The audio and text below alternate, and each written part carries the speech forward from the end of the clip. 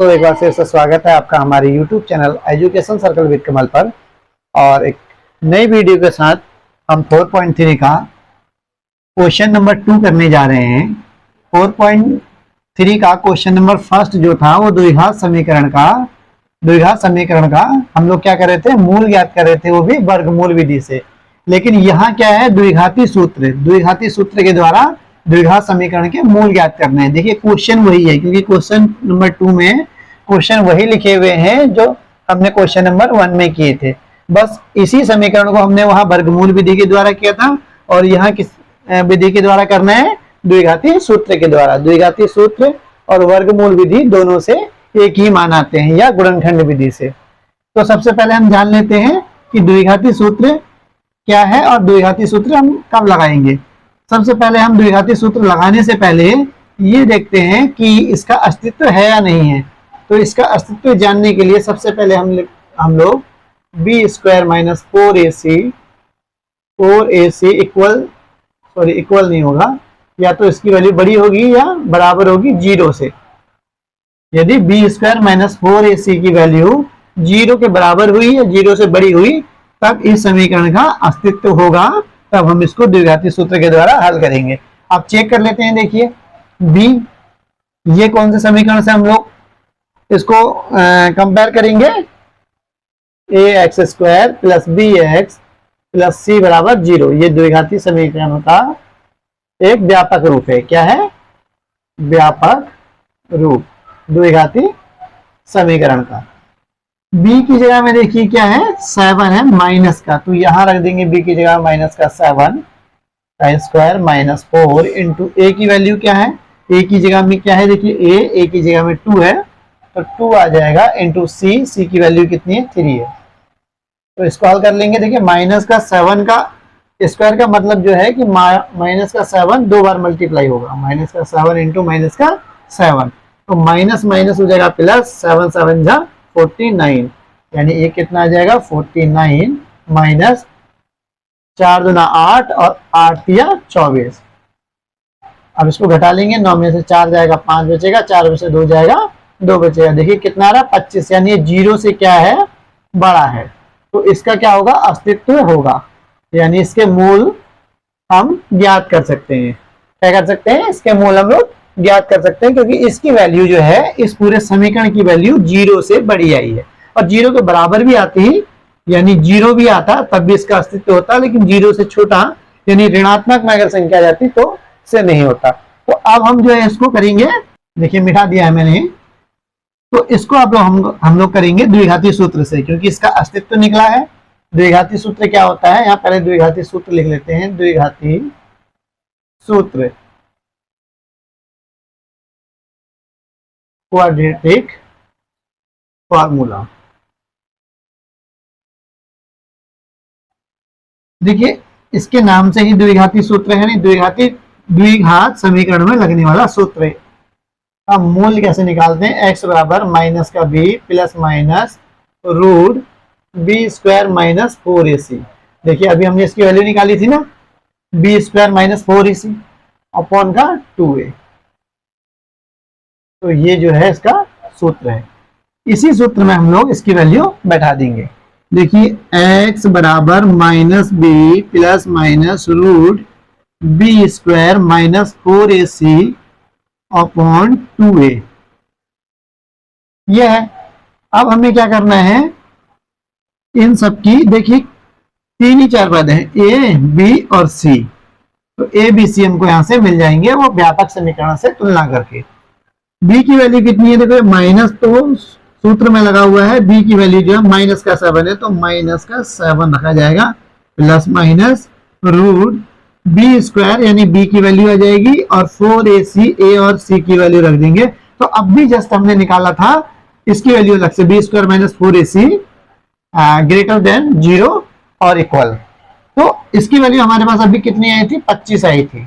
आप वीडियो को बैक करके देख लीजिएगा। अभी हमने निकाला था b² - 4ac की वैल्यू, तो डायरेक्ट यहाँ पे कितना रख देंगे, 25 रख देंगे, क्योंकि दोबारा निकालने की जरूरत नहीं है, वैल्यू उतनी ही आएगी, क्योंकि इसी पे हमने रखा था। a की वैल्यू कितनी है, 2 है। x इक्वल माइनस माइनस जब ब्रैकेट खुलेगा तो प्लस हो जाएगा, यानी प्लस का 7 प्लस माइनस रूट 25। रूट 25 का मतलब ये है कि रूट 25 को क्या लिख सकते हैं हम लोग, 5 इंटू 5 लिख सकते हैं। 5 5 25 होता है, क्योंकि यहां कितना है, 2 दूना 4 हो गया। x equal to 7 plus minus, अब इसमें से 1 5 क्या आएगा, बाहर आ जाएगा अपॉन 4। देखिए 1 5 बाहर क्यों आ जाएगा, रूट 25 25 का मतलब क्या होता है, इसको हम लोग कैसे लिख सकते हैं, रूट 5 इंटू रूट 5। अब हमको क्या पता है, इन दोनों की मल्टीप्लाई करने में क्या होता है, एक संख्या केवल बाहर आ जाती है और रूट हट जाता है। तो उस प्रकार से भी इसको समझ सकते हैं, ये क्या आ गया, 5 आ गया। या हम इसको ऐसे भी कर सकते हैं, 25 किसका स्क्वायर होता है, 5 का स्क्वायर होता है, रूट लगा है तो ये स्क्वायर से रूट कैंसिल हो जाएगा, तब भी 5 आ जाएगा, यानी हमारे पास यहाँ 5 आ गया है। तो देखिए एक बार इन दोनों के बीच में एक बार प्लस की है, एक बार माइनस की, तो एक बार संख्या प्लस की जाएगी, एक बार माइनस की जाएगी। तो x इक्वल टू 7 प्लस 5, एक बार माइनस नहीं दे रहे हैं अभी, 4, x इक्वल टू 7 और 5 कितने हो जाएंगे, 12 बट्टे 4, 4 एक कम 4, 4 तिया 12, यानी x की वैल्यू कितनी आ गई, 4 तिया 12 यानी 3 आ गई। एक मूल हमें प्राप्त हो गया। दूसरा मूल हम क्या कर लेंगे, जो हमने यहाँ पे प्लस का रखा, अब यहाँ माइनस का मान लेंगे। तो x बराबर 7 minus 5 by 4, x equal to 7 में से 2 चला जाएगा तो 5 चला जाएगा, तो कितना बचेगा, 2 बट्टे 4, 2 कम 2, 2 दूना 4, यानी x बराबर 1 बट्टे 2। देखिए एक ये आंसर आया है और एक ये आंसर आया है, यानी 2 मूल है, 3 और 1 बट्टे 2। यानी इसी यही दो द्विघात समीकरण को आप गुणनखंड विधि से करोगे। नंबर 1 किस से हल कर सकते हैं हम लोग, गुणनखंड विधि से, जो हमने सीख ली थी पिछली वीडियो में है मेरी। नंबर 2 इसको हम वर्गमूल विधि से भी कर सकते हैं, वर्गमूल विधि। एंड नंबर 3 आज हम क्या सीख रहे हैं, द्विघाती सूत्र द्वारा, यानी द्विघाती सूत्र द्वारा, यानी इसी क्वेश्चन को आप इन 3 विधि से कर सकते हैं, जिससे x का मान जो मूल है इनके वो एक जैसी आएंगे। यदि इस द्विघात समीकरण को तीनों विधि लगा करेंगे तो तीनों से आंसर ये आएंगे। आप पिछली वीडियो में इसी की पिछली वीडियो देखेंगे जहां क्वेश्चन नंबर 1 कराया है, यही समीकरण था, वहां इसी समीकरण को हमने क्या किया है, मूल ज्ञात किए हैं, किससे, वर्गमूल विधि द्वारा, तब भी आंसर यही था। आप पिछली वीडियो देख सकते हैं। इसी प्रकार से आप दूसरा क्वेश्चन करते हैं। क्वेश्चन नंबर 2 देख लेंगे, द्विघाती सूत्र लगाएंगे। सबसे पहले हम इसका क्या चेक करेंगे कि इसका अस्तित्व है या नहीं है। उसके लिए हम लोग क्या करते हैं, B square minus 4ac greater than और इक्वल 0, या तो 0 से बड़ा होना चाहिए इसकी बी स्क्वायर माइनस 4ac की वैल्यू, या बराबर होनी चाहिए।